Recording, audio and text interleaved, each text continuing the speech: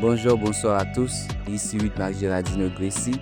Aujourd'hui, nous allons voir des termes clés concernant la communication. Premièrement, nous allons définir la communication.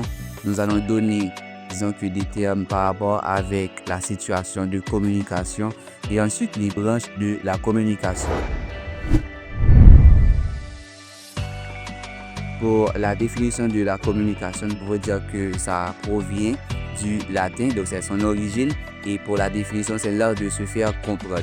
Pour les branches de la communication, il y a 3 branches de la communication. Il y a la communication verbale ou communication linguistique, la communication non verbale ou silencieuse et pour finir, la communication paraverbale. Maintenant, pour les composantes de la communication verbale, nous avons la voix, les mots, la phrase, l'écrit également. Et pour la communication non verbale, pour ces composantes, nous avons les images, les couleurs, les tatouages, la musique, etc.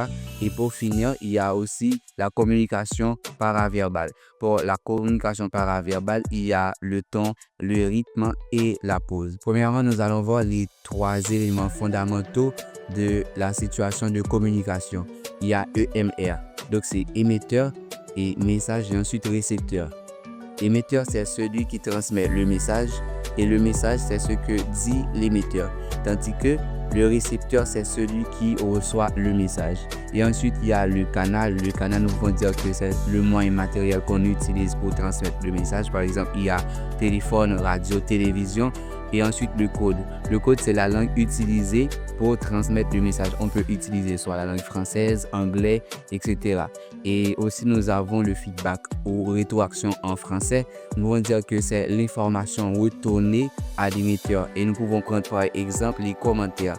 Et pour finir, il y a le référent. Pour le référent, c'est le sujet sur lequel se porte la communication. Beaucoup de personnes ont tendance de confondre le référent avec le message. Non, le référent, c'est le sujet sur lequel se porte la communication, tandis que le message, c'est ce que transmet l'émetteur. Donc aujourd'hui, nous avons vu la définition de la communication, son origine, donc ça vient du latin, et aussi ça signifie mettre en commun. Nous avons vu également les composantes de la communication, ses branches, et ensuite quelques éléments. À savoir, nous avons également vu les éléments essentiels. Par exemple, c'est EMR, donc c'est émetteur, message, et ensuite récepteur. Ça a été un plaisir d'être avec vous. Rendez-vous pour une autre vidéo. À la prochaine.